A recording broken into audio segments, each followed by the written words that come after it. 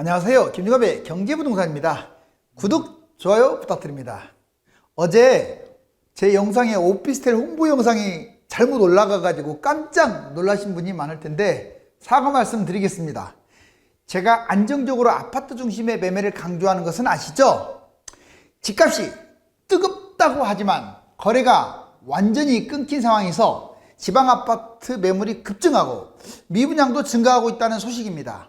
신고가보다 훨씬 싸게 내놓아도 팔리지 않는 기이한 현상이 일어나고 있는데, 이는 10년 전에 부동산 대세하락 시작점과 너무나 흡사한 분위기라서 사실상 부동산 거품의 마지막 경고, 곡소리 난리통이라고 판단하시면 됩니다. 상담 안내는 02-501-7554, 유료 상담은 010-3999-8808입니다. 전화 주십시오. 자, 아파트 곡소리 난리통, 초금매 쌓이고 거래 올 수도 없이 딱 지금 상황을 그대로 보여주는 거예요. 어떻게 신고가를 찍는데 싸게 나는데도 거래가 안 된다. 이게 좀 지금 분위기예요. 이게 물론 모든 곳이 다 그런 건 아니에요. 서울 일부 지역이나 경기도 일부 지역은 매물이 없어가지고 난리통인데, 그렇지만 전반적으로 분위기가 달아오른 거에 비해서 사려는 사람은 없는데 매물이 높은 데 있다 보니까 거래가 끊긴 거야. 여기 보세요. 아비 교환이네요. 진짜 손을 벌려가면서 막 지금 난리예요, 난리. 자, 저 달라고, 아파트 달라고 난립니다. 그러지 마세요. 나중에는 이제 이거 빨리 파세요 하면서 이런 손짓을 할 거예요. 자, 이제 부동산 4가지 하락 유형 별표로 한번 쳐볼게요. 어떤 형태로 가든지 간에 하락장은 100% 옵니다. 그런데 이번에는 많이 뛰었기 때문에 위험한 거예요. 조금 뛰면 조금 떨어지는 게 과거의 상례였거든요. 이건 부동산만이 아닙니다. 주식도 그렇고 유가도 그렇고 다 그래요. 자, 보면 거품이 커가지고 대폭락, 장기 하락이 지금 유력해 보입니다. 보시면 먼저 첫 번째, 일본식 장기 하락. 이 4가지 중에서 일본식 장기 하락이 어느 때보다 유력해졌어요. 부동산이 10에서 30년간 장기 하락한다, 이런 뜻이에요. 일본은 30년 동안 하락했는데 우리나라는 과연 길면 10년? 이렇게 생각을 합니다. 50에서 무려 80%가 폭락을 했어요. 10억짜리가 2억으로 떨어졌다고요. 자, 그 다음에 고가 아파트는 아예 회복도 불능했습니다. 예를 들자면 1991년, 1999년 우리나라도 이 10년간 하락했어요. IMF가 도중에 끼긴 했지만 우리나라 하락 안 한 게 아닙니다. 물론 일본은 이제 1991년부터 99년이 아니라 지금 현재까지 2020년까지 30년간 하락이에요. 자, 이제 이해되셨죠? 대폭락 두 번째, 이제는 길게 하락하는 게 아니라 아예 그냥 짧고 굵게 금융위기 터지듯이 확 반토막 나는 겁니다. 부동산 2에서 5년간 금융위기, 거품이 붕괴되는 거고 30에서 70%까지 폭락합니다. 지역별로 차등적으로 달라져요. 회복이 2008년에서 2013년 미국발 금융위기 아시죠? 그리고 IMF 때 우리나라 집값 폭락, 바로 이게 이 상황을 잘 보여주는 거예요. 이 2개의 가능성이 저는 90%로 봐요. 너무 집값이 폭등했기 때문에 일본식 장기 폭락이 됐던, 아니면 2년에서 5년 폭락이 됐던. 자, 그 다음에 사이클상 하락도 나올 수가 있습니다. 부동산 2에서 5년간 단순 사이클 하락. 자, 즉 20에서 50% 폭락을 한다. 점점 이제 폭락은 줄어들고 있죠. 상승폭이 클수록 하락폭은 크다.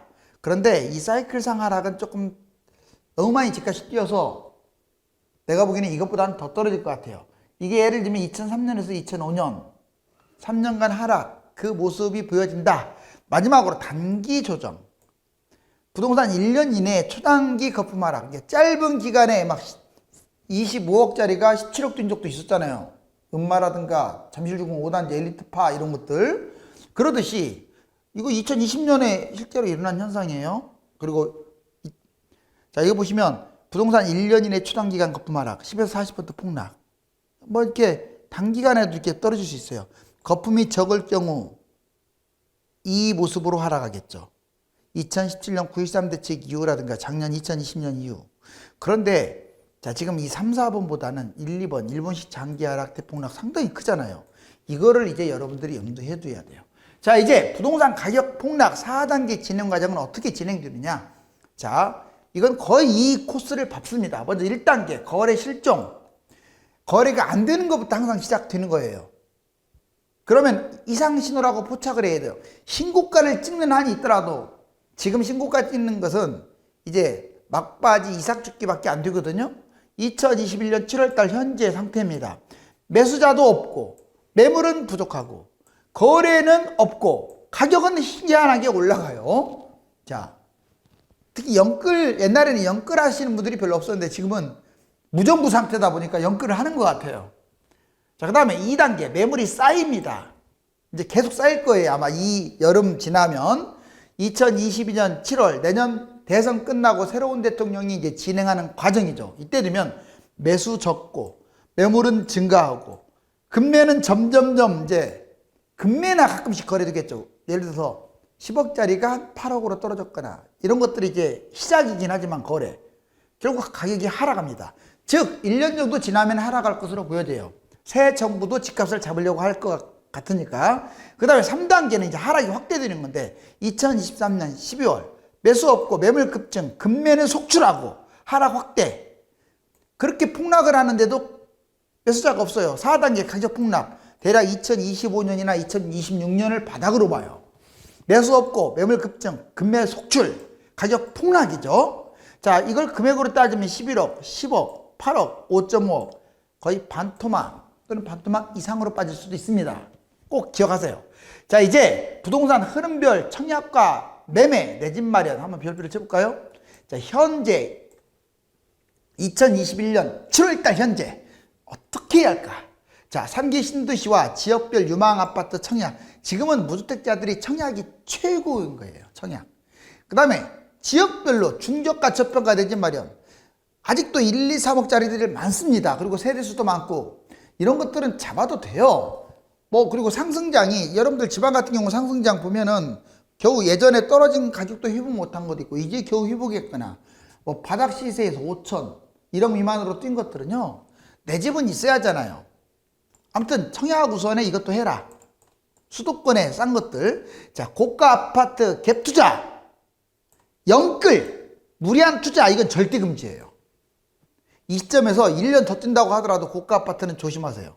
자, 그 다음에 대출, 세금, 청약, 거주 크게 4가지 규제가 있죠, 여러분들. 자, 이거 고정관념 탈피하라고 여러 번 얘기했어요. 대출 지금 규제 심하고 세금도 양도세, 취득세까지 규제 심하고 청약 이거 뭐 세대주밖에 못 넣고 무슨 뭐 10년 전매 아주 규제 심해요. 대출도 심하죠. 거주, 실거주 안 하면 아무것도 안 돼요. 자, 규제 강화인데 그런데 하락 초기 때 한 1년 정도 지나면 하락 초기가 된다고 했죠. 3기 신도시와 지역별 최고 이때는 유망 아파트가 아니라 지역별로 최고 아파트만 넣으세요. 하락이 시작되면요 골라서 넣어야 돼요. 떨어져도. 지금은 어쩔 수 없이 당첨이 안 되니까 최고 좀 유망 지역은 웬만하면 넣어도 금매보다는 나으니까. 근데 집값이 떨어지는 초기에는 최고 지역만. 그러면서 지역별로 초급매가 나옵니다. 그때 하락폭이 큰 곳 내 집 마련해라. 엄밀하게 말하면 이때 하면 안 되고 그 다음에 해야 하는데 뭐 지금보다는 낫겠죠. 그래도. 자, 고가 아파트 갭 투자, 비싼 아파트 전세 끼고 투자하는 거 영끌 무리한 투자는 아직도 금지예요. 자, 그 다음에 대출, 세금, 청약, 거주 아까는 규제가 강화되는데 이제 하나씩 풀려요. 규제가 하나씩 완화됩니다. 마지막으로 폭락장의 내 집 마련. 대략 한 3년에서 5년 후 2025년. 자, 주요 지역 폭락 아파트 이때는 청약이 우선이 아니에요. 꼭 기억하세요. 청약이 우선인 것은 지금이지 집값이 대폭락하면요 서울이라든가 신도시라든가 경기도에 초급매가 훨씬 더 유망한 거예요. 착각하지 마세요. 그때는 실거주도 폐지돼요. 자, 이거 보시면 주요 지역에 폭락한 아파트 매수 이게 1순위라고 했어요. 그리고 추가로 하나 더 매입해도 돼요. 일시적 2주택이 활성화되니까. 다음으로 두 번째 해야 할 게 3기 신도시와 지역별 최고 아파트만 골라서 청약 또는 분양권, 미분양도 나오니까 또는 1+1 얘 하나 잡고 얘 하나 잡고. 자, 고가 아파트 갭 투자, 영끌 적극적으로 하라고 했어요. 이때는. 지금은 하면 안 되고. 왜 안 합니까? 해야죠. 자, 이제 대출, 세금, 청약, 거주 이 4가지 주니까 싹 없어져요. 해제되고 오히려 부양제까지 나올 수 있어요. 자, 완전 달라지죠. 이번에는 강남 신도시 지방집값 지금 상황만 놓고 얘기할게요. 지금 상황만. 자, 먼저 강남, 그 다음에 이제 서울, 이제 하나는 서울, 하나는 경기도, 하나는 지방 이렇게 구분을 해봅시다. 자, 먼저 강남 3구가 뛰니까 한강변, 마용성이 뛰었죠. 그런 다음에 서울 외곽, 최근에 지금 어디가 많이 뛴다고 들었어요? 노도강 이런 얘기 자꾸 나오잖아요. 노도강만이 아니라 서울의 변방 지역들 또는 중소형 6억 미만 뭐 이런 것들, 뭐 서울은 한 8억 미만 이런 것들이 많이 뜁니다. 그런데 안타깝지만 다시 또 이렇게 또 왔어요. 다시 강남이 서울 평균보다 더 올라가고 있어요. 지금 여기서 끝났어야 하는데, 자, 강남 한강변 서울 외곽, 그러더니 또 강남 한강변 서울 외곽 지금 몇 번을 반복하고 있는지 몰라요. 지금 8년째. 지금 분명하게 강남으로 지금 전이가 됐고 그 다음에 한강변으로 또 올라갈 거예요.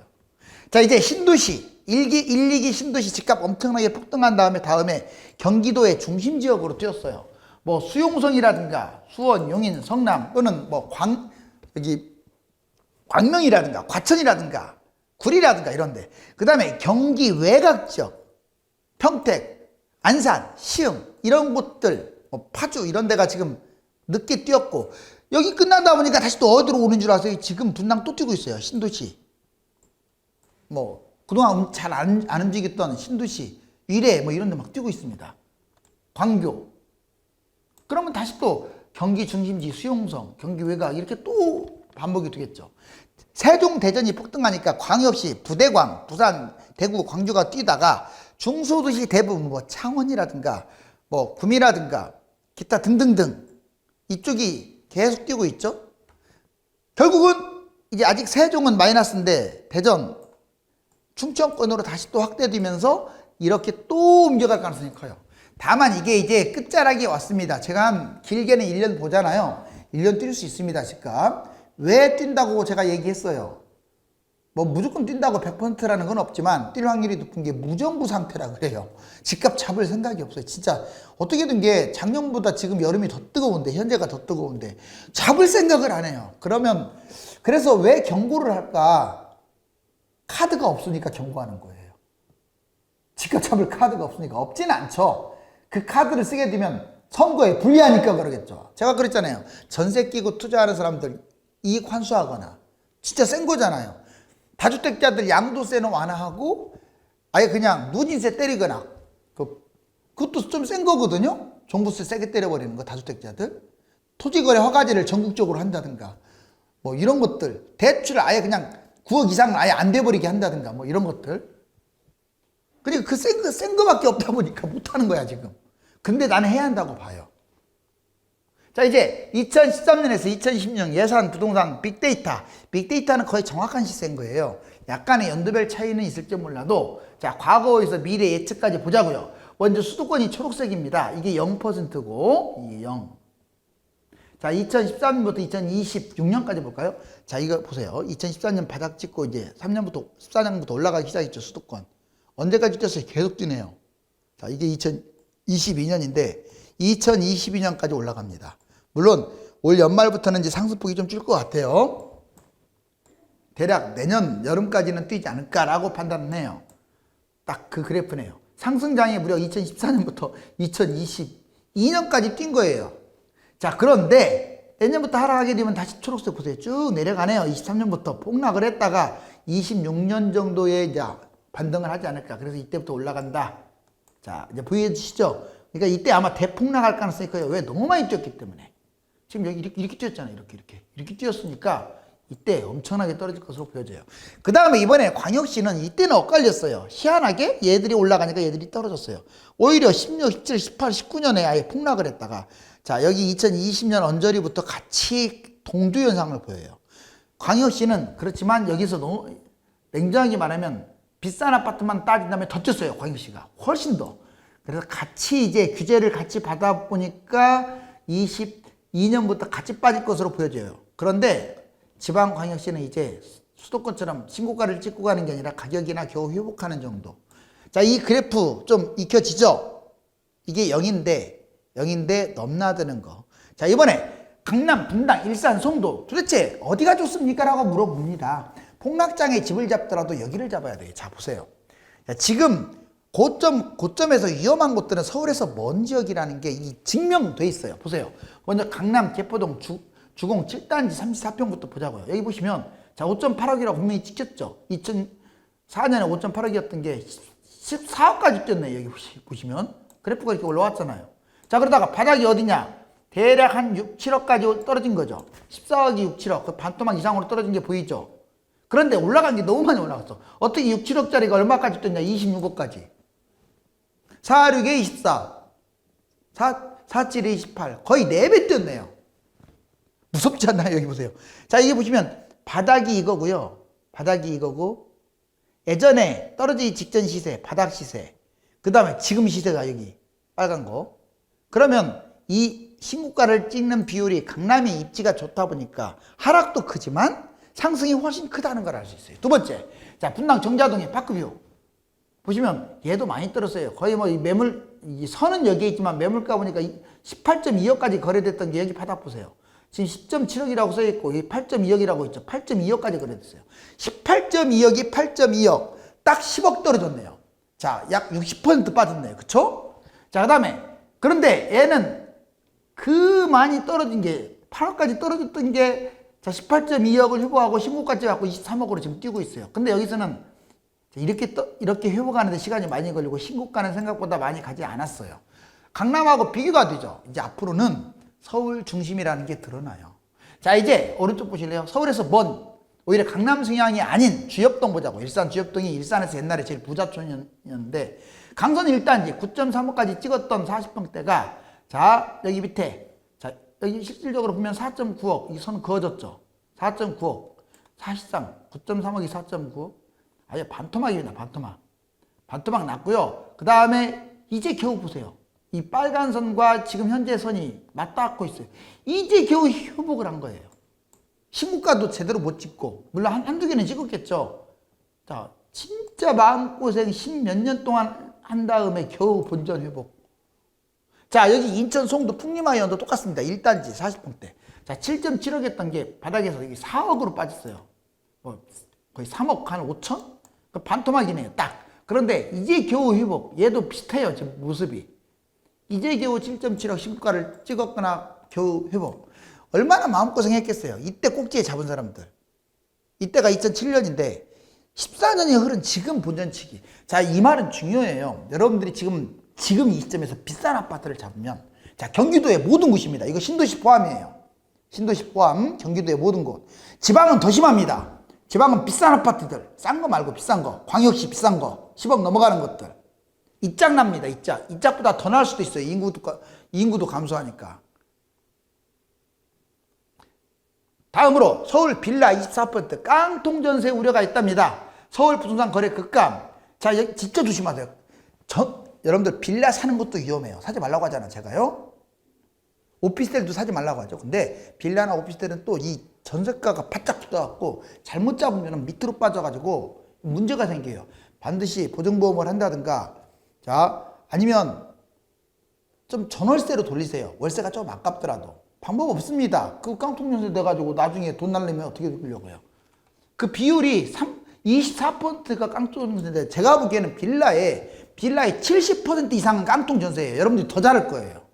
가격 차이 안 나요, 안 나. 자, 인천, 경기, 서울 할 것 없이. 그 다음에 여기 보세요. 서울 빌라 거래량 보세요. 아우, 아파트 거래가 15,000까지 넘었던 게 작년 7월 달만 해도 15,000 했던 게 이 서울 아파트 한 6,000, 7,000에서 놀다가 지금 3,000이 뭐예요? 자, 빌라가 오히려 거래량이 더 많아요. 빌라는 이제 다가구, 다세대 이런 거 다 포함시킨 겁니다. 단독 이런 거. 자, 여기서부터는 빌라가 더 노란색이 더 앞질렀죠. 아파트가 이만큼 거래가 안 된다는 것은 심각한 거예요. 이건 폭풍 전야를 말하는 거예요. 자, 이제 가계 신용 위험도도 지금 대출 태도 지수가 확 낮아졌어요. 자, 여기 보세요. 중소기업, 종합 대기업, 가계 일반 해가지고 다 지금 바닥으로 보고 있죠. 이 말은 은행에서도 이제 리스크 관리를 한다는 거예요. 대출을 안 해준다. 자, 대출 태도를 강화하겠다는 뜻으로 해석이 되고요. 앞으로는 대출 받기가 쉽지 않을 것 같아요. 2021년 대구 부동산 여기 보세요. 중간 점검 해봤더니 2021, 22, 23 대구가요. 이게 지금 엄청나게 지금 입주 물량 많죠. 또 분양 물량도 이거보다 더 많아요. 대구가 앞으로 위험할 것 같아요. 지금 최근 흐름이 제일 안 좋은 게 대구입니다. 자, 이제 아파트 매매가와 전세가 거품 사상 최대, 하반기도 상승. 자, 지금만 놓고 본다면 어떻게 5억짜리가 11억 됐고, 자, 전세도 2억이 6억대로 이러니 지금 서울을 떠나고 있죠. 그렇지. 그리고 직방 이용자 10명 중에서 5명은 하반기에 올라갈 것이다. 원래 2021년에 뛴다가 59%였는데 하반기에 뛴다가 49%. 그나마 10%가 줄었어요. 하락은 좀 늘고. 기대감이 있는 거죠. 이제 가을에는 좀 잡겠지 이런 식. 근데 여러분들 우연으로 잡히진 않아요. 물론 사이클상으로 분명히 대폭락은 옵니다. 그런데 올해 하반기까지는 금리 인상이 이제 따다닥 오거나 아니면 정부가 정신을 차리거나. 자, 서울 인허가 급감. 서울은 인허가가 늘어날 수가 없어요. 지금 재건축도 묶여있고 재개발도 묶여있는데 9만이 3만. 그러니까 이걸 인용하면서 인허가가 줄어드니까 서울은 폭등하는 거 아니냐. 서울은 늘지 않습니다. 앞으로 그린벨트 해제하지 않는 한은. 여기 보세요. 규제에 잔뜩 얼었던 법인이 확 이렇게 매수도 줄고 매도했다가 다시 또 늘어나고 있어요. 이게 지금 무정부 상태야. 무정부 상태. 법인 지금 철퇴를 가해야죠. 왜 법인이 부동산 투기를 하게끔 방치합니까? 다주택자들 방치, 갭투자 방치.